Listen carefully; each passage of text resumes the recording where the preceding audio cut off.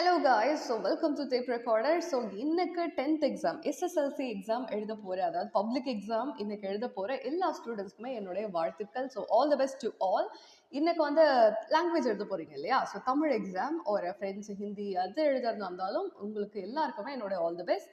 And டைமுக்கு கரெக்டாக போயிடுங்க. என்னென்ன கொண்டு போகணுமோ எல்லா திங்ஸும் கரெக்டாக வச்சுக்கோங்க. Okay, accept bit. ஸோ கரெக்டாக உங்களோட பென் பென்சில் என்னென்ன வேணுமோ ஸ்கேல் எரேசர் எல்லாம் பக்கத்துலேருந்து இங்கேயும் வாங்காதீங்க. உங்களுக்கு என்ன வேணுமோ எல்லாத்தையும் நீங்களே வச்சுக்கோங்க. ஹால் டிக்கெட் மறக்காமல் வச்சுக்கோங்க. எக்ஸ்ட்ரா ஒரு பென் கூட சேர்த்து வச்சுக்கோங்க. ஓகேயா? ஸோ எக்ஸ்ட்ரா பென் அந்த மாதிரி யார்கிட்ட கேட்க வேண்டாம். நீங்கள் அது ஒன்று எழுதல போயிடும். ஸோ இதெல்லாம் உங்களுக்கு யூஸ்ஃபுல்லாக இருக்கும். கரெக்டாக அப்போ இதெல்லாம் வச்சுக்கோங்க. அண்ட் படித்ததை திரும்ப லாஸ்ட் டைம் வரை நீங்கள் உட்காந்து படிக்காதீங்க. ஓகே, போயிட்டோமா ஒரு தடவை ஞாபகம் வச்சுட்டு யோசிச்சு பாருங்க எனக்கு படித்ததெல்லாம் ஞாபகம் இருக்கா அப்படிங்கிறது. ஜஸ்ட் ஒரு நார்மலாக ரிலாக்ஸாக போய் எழுதுங்க. எதுவுமே பற்றி ரொம்ப கஷ்டப்பட்டு ஐயோ எழுதணுமே அப்படின்னு எழுதாதீங்க. கொஞ்சம் நார்மலாக போய் எழுத ஆரம்பிங்க. அண்ட் கொஸ்டின் பேப்பர் கொடுத்த உடனேவே அந்த கொஸ்டின் பேப்பர் ஃபர்ஸ்ட் அந்த கொஸ்டின் நம்பர் அதாவது உங்களோட ரெஜிஸ்டர் நம்பர் எல்லாம் ரோல் நம்பர் எழுதிடுங்க. அதுக்கப்புறம் அவங்க எப்போ ஓப்பன் பண்ண சொல்கிறாங்களோ அப்போ ஓப்பன் பண்ணி பார்த்து ஒன் பை ஒன் படிங்க. ஓகே, கொஸ்டின் பேப்பரை கிளியராக படிங்க. என்னென்ன கொடுத்துருக்காங்க, ஓகே இந்த கொஸ்டின் இருக்குது, இந்த கொஸ்டின் நம்ம படிச்சிருக்கோம், இது ஓரளவு தெரியும், அந்த மாதிரி இருக்கிற எல்லா கொஸ்டின்ஸுமே பாருங்க. பார்த்துட்டு ஒரு அதில் எதுவும் மார்க் பண்ணக்கூடாது.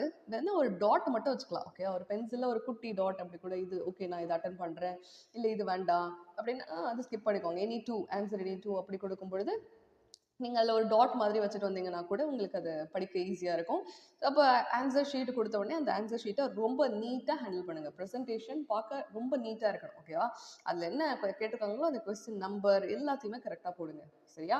ஸோ அது எல்லாத்தையும் கரெக்டாக போட்டு கடைசியாக ஒரு தடவை சீக்கிரமாக முடிச்சிடுங்க. பட் டைம் பார்த்துட்டு கொஞ்சம் சீக்கிரம் முடிச்சுட்டு கடைசியில் செக் பண்ணி பாருங்கள் ஃபுல்லாக எழுதிருக்கோமா எதுவும் விட்டுட்டோமா அப்படிங்கிறத செக் பண்ணுங்கள் மறக்காமல்.